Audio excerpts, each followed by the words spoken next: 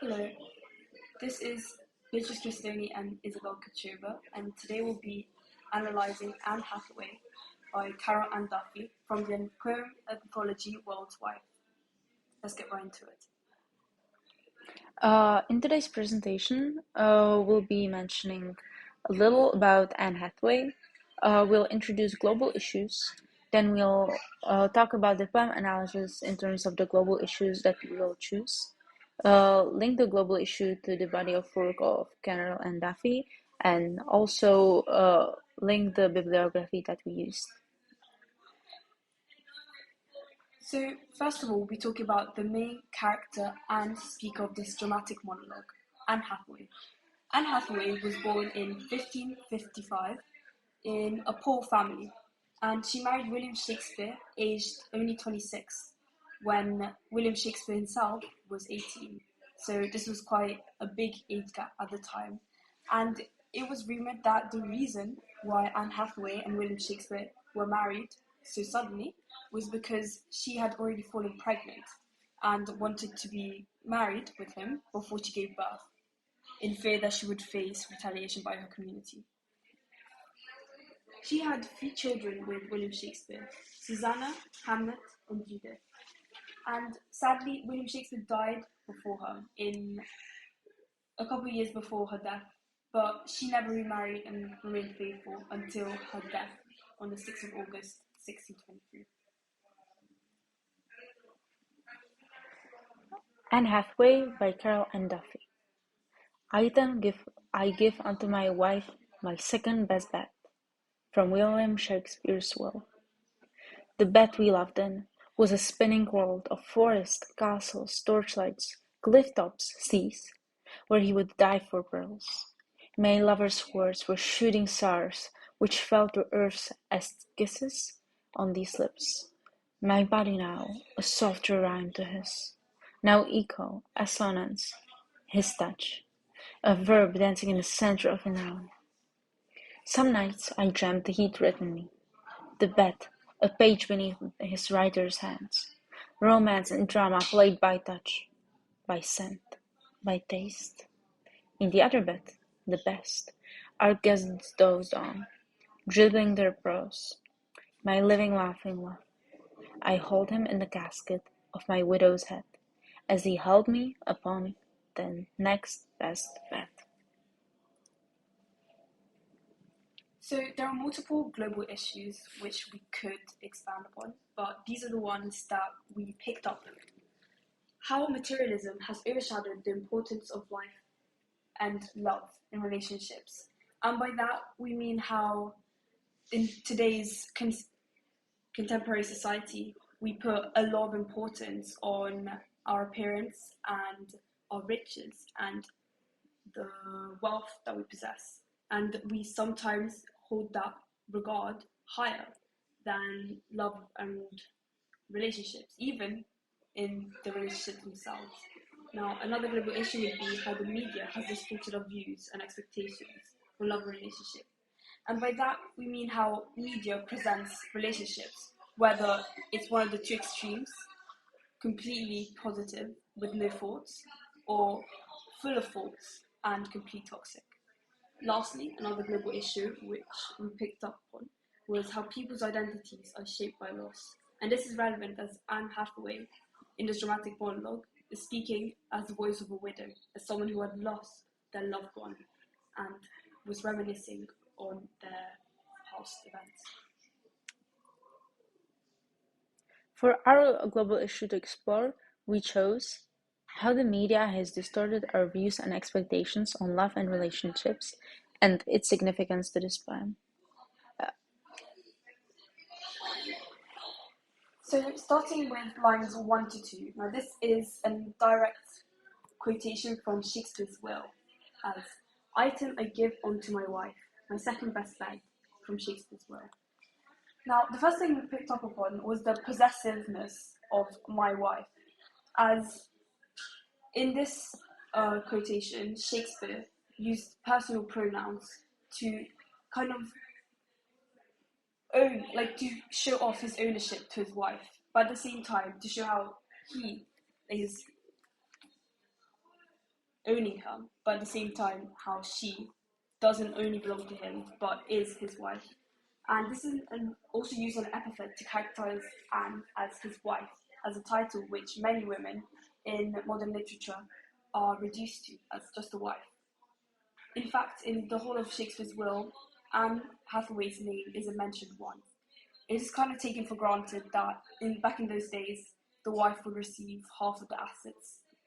And moreover, another thing that we picked up upon was the non-standardized spelling in wife, also in give. And this is relevant as in the Shakespearean period of time, there wasn't a English dictionary, and writers and authors often spelt words just how they sounded. So it gives a real sense of personalization to this will. And moreover, we want to mention the recurring motif of the second best bed. And it's quite interesting how the only thing that was explicitly mentioned in Shakespeare's will that Anne would inherit was the second best bed.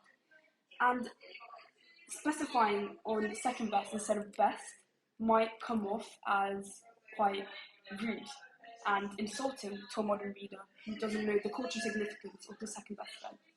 Now, we know that back in those days, a household usually reserved their best bed for the guests, and the lady and lord of the house would sleep on the second best bed for their entire lives.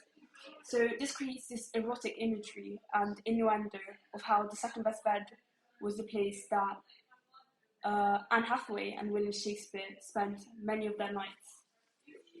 And moreover, from referring to the elusive context of Shakespeare's will, we also found out that Shakespeare hadn't completely written his will on his own. He got his lawyer to help him out on it. But from this line 1 to 2, we can definitely infer that this specific extract was written by Shakespeare, as a lawyer wouldn't have been able to pick up on the second best bed and give it to his wife. And this also shows how Shakespeare and Anne really regarded their second best bed quite highly, as Shakespeare truly wanted his wife to own it after his death. Moreover, we picked up upon lines 3 to 6. The bed we loved in, specifying on the loved, the past tense, showing how Anne, in this dramatic monologue, is reminiscing on her past love. And we can tell from the overall tone of the poem how there's a true lack of bittersweet feelings. And we can tell that William died with a happy wife. And this is significant as it links to our body, to our global issue, as it creates this limelight, this rose-tinted glasses of how their love life had no faults. And moreover, we picked up on the spinning world, which is a separation from reality. It shows how this second best bed was a safe haven for both Anne and William, as it completely separated them from the world. And this is also a reference to the globe, as in William Shakespeare's theatre, where he would usually write and act out his plays. And it shows how his creative genius was incorporated into his lovemaking, and Anne, being his wife, cleverly picked up upon this. And we can also feel this small iambic pentameter is very, very uneven, but it's still there. The bed we loved in was a spinning world, and this beat creates kind of a symphony that you would connotate to sex. And moreover, there's a theatrical allusion in forests, castles, torchlight, cliff tops, seas. And it creates this idea that sex introduces you to new realities, which also links to the spinning world. And the usage of accendating, the lack and omission of and other connectives, creates this whole array of emotions of certain changes in settings, how the two couple are wrapped up into their own world that they cannot even be aware of how intoxicating their love is and how it separates them and isolates them completely. Moreover, there's this sensuality in the quote, "dive for pearls," where it creates this image of Shakespeare exploring Anne Hathaway's body, and this precious beauty of the pearls, as they are such a rarity, creates this very beautiful picture of intimacy. And moreover, the dye for pearls mirrors this allusion to the Tempest, where Ariel said these are pearls that were his eyes. And moreover, this is once again a sexual innuendo, as you will see later in the poem, as it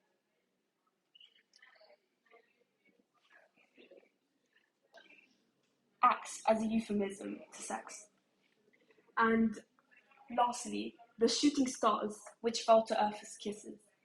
This shooting stars is sibilance. The repeating S creates this very soft, seductive whisper, which resembles the whisper that you would normally hear between a couple in their love making. And this intimacy gives a hint onto how Anne Hathaway truly regarded her precious moments with William Shakespeare on their second best bed as something so intimate that she's very glad that William left the second best bed to her. And the shooting stars, it brings to you this image of a climax, of how the climax of her life, the highlight of the day, would be when she was in her husband's arms in the second best bed. The last section that we decided to tie to this global issue are last 4 lines, lines 13 to 16. As in the poem is mentioned, the other bed, the best, our guest goes on, is talking about the best bed in terms of quality, not intimate life. Therefore, the guests are portrayed as materialistic instead of in love, as Anne and her husband are. In dribbling their prose, Anne is looking down on those guests, since this is a erotic euphemism for the guests not being able to reach climax. My living, laughing love is alliteration. Anne is reminiscing and idolizing their love. It's also Hendrick's, which is tied to the global issue by romanticizing their love. The last 2 lines, the very last 2 lines of the poem, is juxtaposing parallelism. It's comparing the creation of life in sex and death. And since those are the last 2 lines of the whole dramatic monologue, it's Anne returning to the sad reality where her husband is no longer here. For the other bodies of work by Duffy, where this global issue appears, we chose Pygmalion Bride, Mrs. Beast, and Delilah. In Pygmalion Bride, this dramatic monologue talks about the sculptor who made a statue, fell in love with it, made the statue fall in love with him as well, and even though the statue tried to push him away, he used her for sex and then left her. This dramatic monologue shows the superficiality of men and the naivety of women, which ties to a global issue. In Mrs. Beast, it's a reference to the fairy tale of Beauty and the Beast, and it's supposed to portray the fairy tale relationship, but also mentioning the violence in their relationship, since in media we sometimes idolize these fairy tale relationships, but it's obvious that while in a relationship with a beast, violence is going to be an issue. Now, Delilah links to this global issue as it shows the vulnerable and genuine side of relationships, and how sometimes sex isn't what ties a couple together, but rather acts as a suppressing of emotion, which can then be overcome through communication. This juxtaposes the idea of sex being the secret behind a healthy relationship, as Anne constantly looked down upon the guest, who cannot perform as good as her and Shakespeare. Moreover, it's a reversal of the stereotypical characteristics given to the genders in relationships, as instead of following the media's views of man being active and women being passive, it portrays the man, Samson, as the one being vulnerable and seeking help, whilst Delilah takes up the dominant role. Thank you for listening to our poem analysis.